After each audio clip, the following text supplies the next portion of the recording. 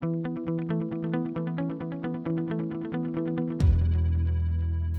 can do it. Positivity rules. And that's the headline of this nugget. I like to start the nuggets off with a joke, and I still haven't got many joke suggestions, so I'm just going to come up with what I've got. And this one is one of my all-time favorites, one of the very few that I can remember.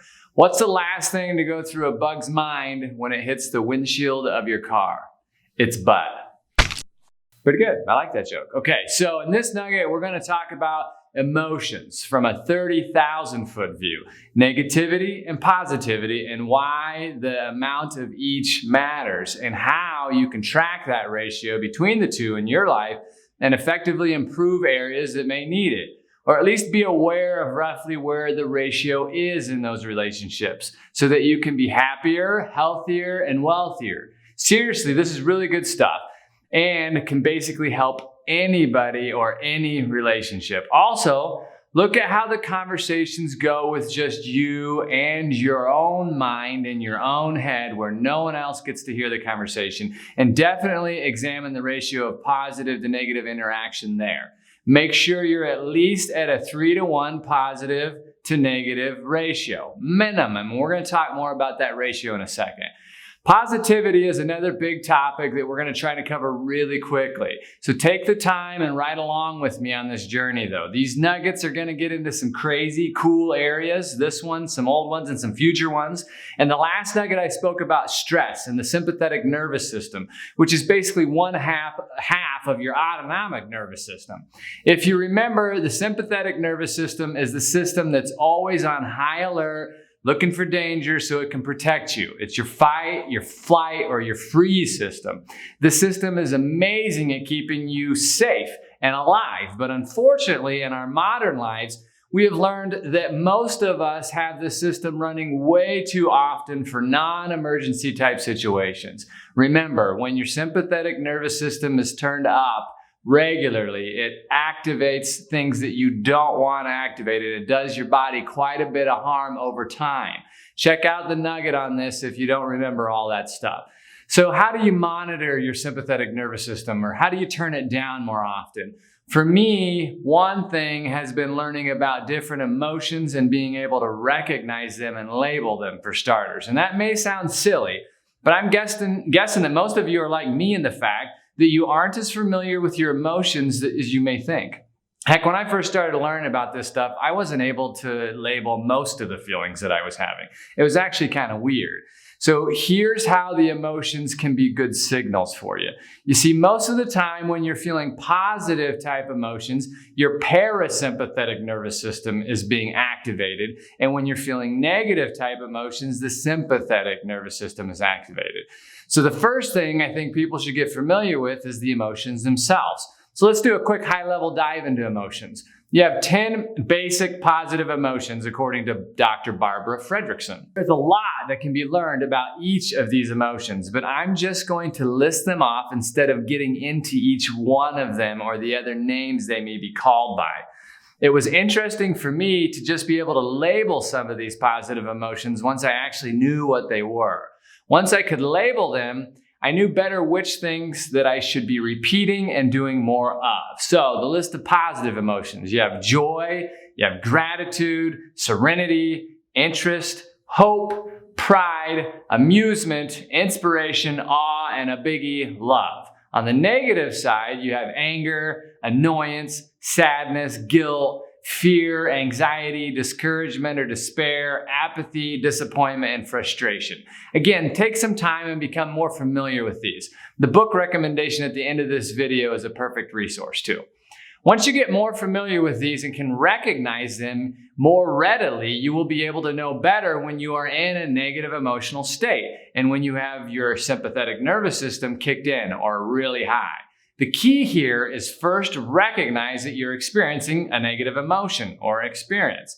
Then try to label what the emotion is. And finally, you want to try to understand a little bit more about why you are feeling this or that emotion, and if it's necessary or not. The necessary or not can be key. Many times we stress about things for no reason at all.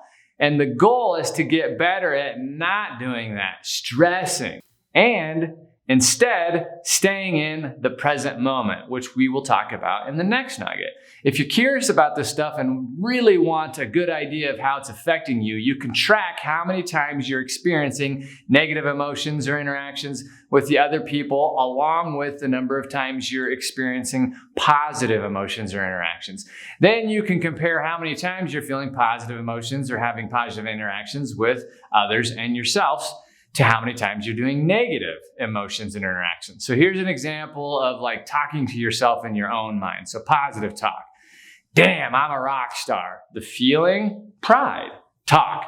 I've got this. The feeling, inspiration. Talk. I'm going to maintain this success. The feeling, hope. Talk. I love the pain. Feeling, love. Now on the negative side. Talk. How did I get into this mess? Feeling is despair. Talk. I will never get ahead. The feeling could be fear. So in that example I just went through, which is very short, obviously, it's just a quick conversation you had in your head. The ratio is 2-to-1 positive to negative. There were 4 positive talks and 2 negative, and I associated the feelings with that so you get an example of that. Track this in different scenarios and maybe get some feedback of your own. You'll end up with a ratio of positive to negative interactions. The reason this is important is because there's been a mountain of research done in the last 20 years on these ratios, and the verdict is very clear. Simply put, if you have at least a 3 positive experience to 1 negative experience ratio as an average in any relationship, you're going to flourish in that area. However, if you have a 2-to-1 positive to negative ratio, the relationship's going to be stagnant. No growth, no regression, just basically flat. And the scary news is that if you have a 1-to-1 positive to negative ratio or lower, that particular relationship's going to be going backwards or dying. Probably not what you want. Scientists can actually predict very accurately things like how long you're going to live or if your marriage will last based on these ratios alone. Crazy stuff, really. Now, don't look at this ratio over a short period of time like one day or the example that I just went through. It's not a long enough time frame. 2 weeks may be a good sample or even longer to start gauging this ratio. The other thing you may think about once you're studying these ratios is how they look in different types of relationships. Obviously, the key is to be honest here too, and that's why 360 anonymous feedback helps. As far as the positive to negative ratio goes, you could look at your positive to negative ratios with your coworkers, your kids, your spouses, your friends, and so on. I have found that my ratios are different in each area and learned that I need to bring more positive versions of myself to certain relationships. I've also learned that the areas where my life is going the best is where I have the highest positive to negative ratios. Here's a quick example. Through this learning and studying on my end, I found that I'm negative more often with my children than I want to be. That was a surprise to me.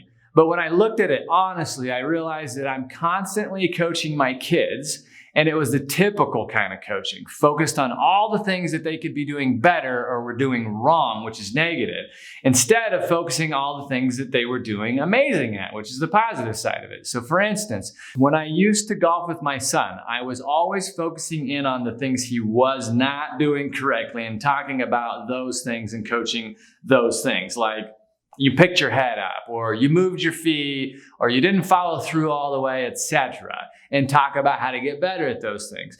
That was turning on his sympathetic nervous system, creating negative emotions and stressing him out, which in turn made it impossible for him to really learn new things or even enjoy the experience. Remember, your learning and creative portions of your brain aren't operating when your sympathetic nervous system's turned on high.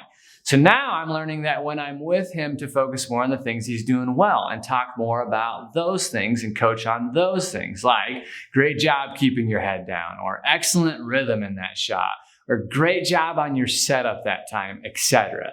3 times as many things he's doing well versus 1 thing he can improve on. If you've done meetings with me in the last few months, you've probably noticed this change in my focus as well.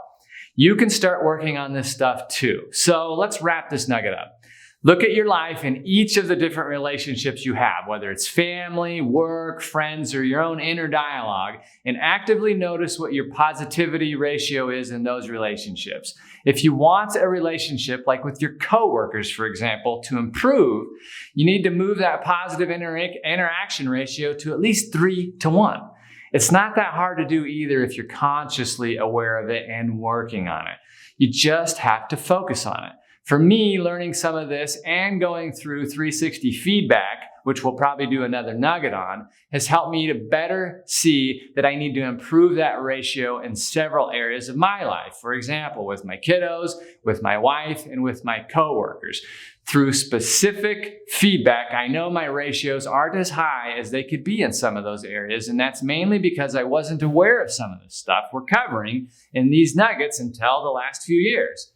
I am aware now, and I'm focusing on it and actively doing stuff to improve it. That's my hope for you. Also, I'm not ignoring or saying the negative or the negativity has to go away altogether. The negative is very important. It's like the rudder of a ship. It basically gives you great feedback and direction and can be extremely important. We're just trying to eliminate unnecessary negativity and then pile on the positivity. So read the book. Recommendation at the end of this video, and Doc talks a lot more about this negative side. On a side note, research also shows that an 11-to-1 positive to negative interaction ratio is the benchmark for ultimate performance. If you can get your overall life ratio of positive to negative feelings at above 3-to-1, then you're in a constant state of renewal and your life is gonna flourish. Like the last nugget, we covered a lot of ground at a very high level here. Please take some time and study this stuff on your own and get more familiar with it. It's amazing how it can improve the dynamic of any team or any relationship, including the one you have with yourself. In the next nugget, we'll talk about how to reduce some of the daily stressors through mindfulness. If any of what I said was confusing, but maybe struck a chord, please read the book recommendation. She does a great job of making sense of a lot of this research. And that book is Positivity. It was written by Dr. Barbara Fredrickson, who's a world-renowned researcher and gives you lab-tested tools necessary to create a healthier, more vibrant, and flourishing life through a process she calls the upward spiral. The book's Positivity. It's 288 pages long. It's fantastic. Check it out and go have a great week.